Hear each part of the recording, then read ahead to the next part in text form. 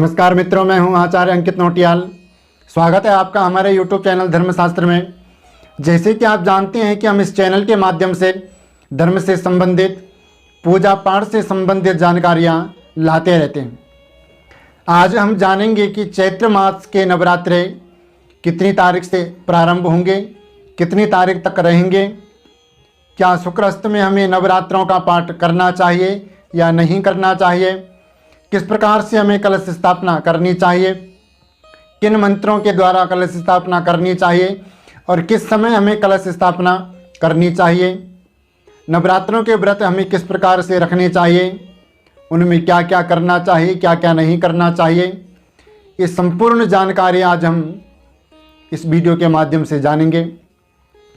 सबसे पहले हम बात करेंगे कि चैत्र मास के नवरात्रे कब से प्रारंभ है।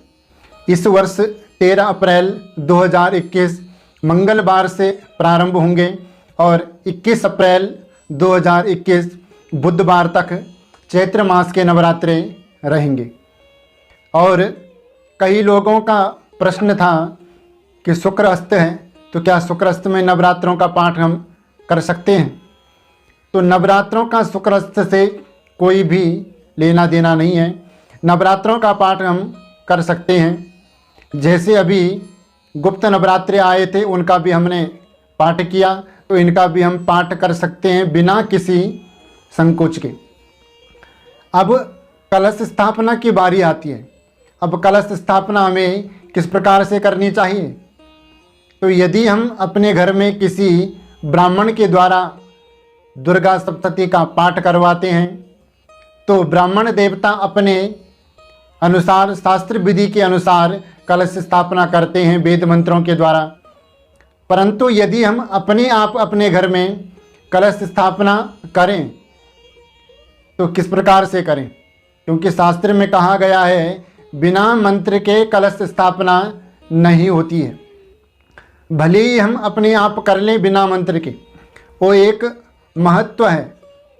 हमारे मन की प्रसन्नता है कि हमने कलश स्थापना कर दी, उसके अंदर जल भर दिया, चावल इत्यादि कलश के अंदर हमने डाल दिए, कलश के ऊपर आम के पत्ते लगा दिए और नारियल रख दिया।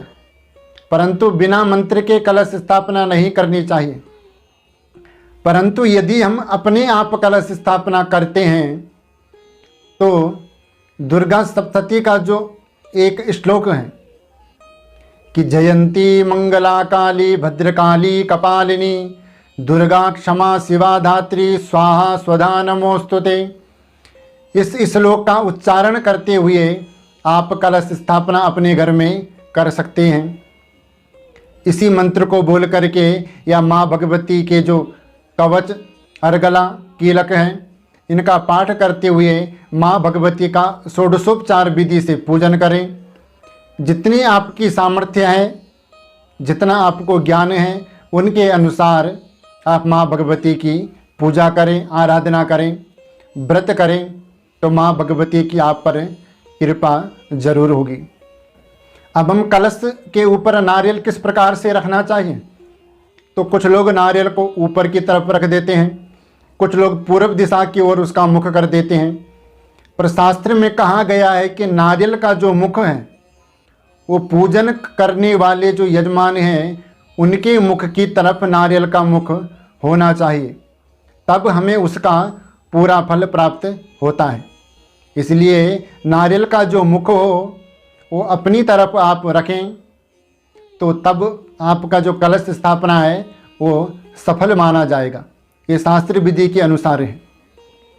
कलश स्थापना प्रातःकाल, मध्याह्न काल में हम कर सकते हैं, सबसे शुभ माना गया है। पर रात्रि के समय कलश स्थापना कभी भी नहीं करनी चाहिए और ना ही कलश का विसर्जन रात में हमें करना चाहिए। कलश का जो हम विसर्जन करते हैं 9वें दिन, वो भी हमें प्रातःकाल या मध्याह्न काल में करना चाहिए, रात्रि में उसका विसर्जन नहीं करना चाहिए। अब हम व्रत किस प्रकार से रखें। वैसे देवी भागवत में कहा गया है कि 9 व्रत हमें पूरे रखने चाहिए और 10वीं वाले दिन हमें व्रत का पारायण करना चाहिए, तब हमारे 9 व्रत जो हैं वो पूरे माने जाएंगे। परंतु कुछ लोग अष्टमी पूजते हैं, कुछ लोग नवमी पूजते हैं। तो जो लोग अष्टमी पूजते हैं उनके साथ ही व्रत हो पाते हैं, क्योंकि अष्टमी वाले दिन वो कन्याओं को भोजन खिलाने के पश्चात अपने आप भोजन कर लेते हैं, तो उनके साथ ही व्रत माने जाएंगे।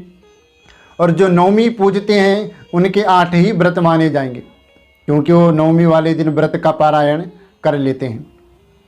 तो ये सब अपने परंपरा के अनुसार करते हैं।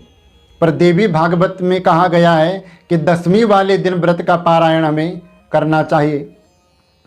अब कई लोग प्रश्न कर देते हैं कि यदि हम 9 के 9 व्रत न कर पाएँ तो किस प्रकार से हमें व्रत करना चाहिए। तो आप एक व्रत तो सबसे पहले वाला कर लें और लास्ट के फिर आप अष्टमी और नवमी के व्रत कर लें।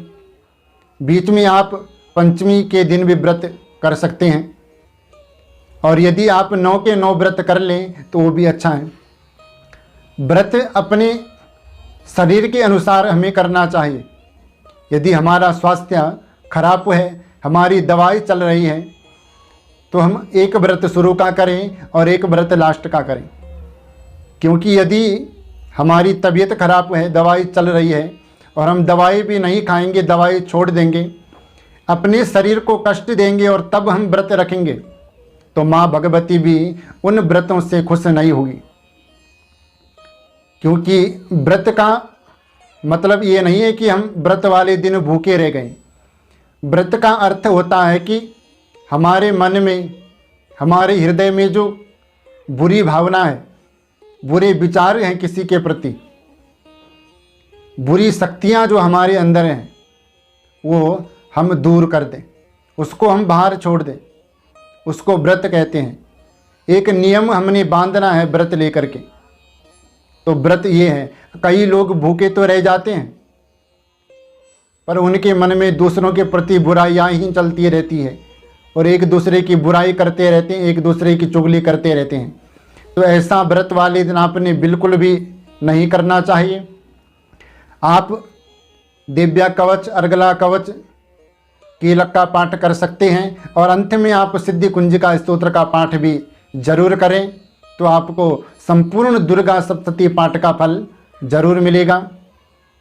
तो जिस प्रकार से मैंने आपको बताया, चैत्र मास के नवरात्रि कब से प्रारंभ हैं, कब तक रहेंगे, किस प्रकार से व्रत करें और व्रत में हमें क्या खाना चाहिए, क्या नहीं खाना चाहिए, इस पर भी मैं कई वीडियो बना चुका हूँ। आप हमारे प्ले लिस्ट में जाकर देख सकते हैं। तो इस प्रकार से आप नवरात्रों के व्रत करें।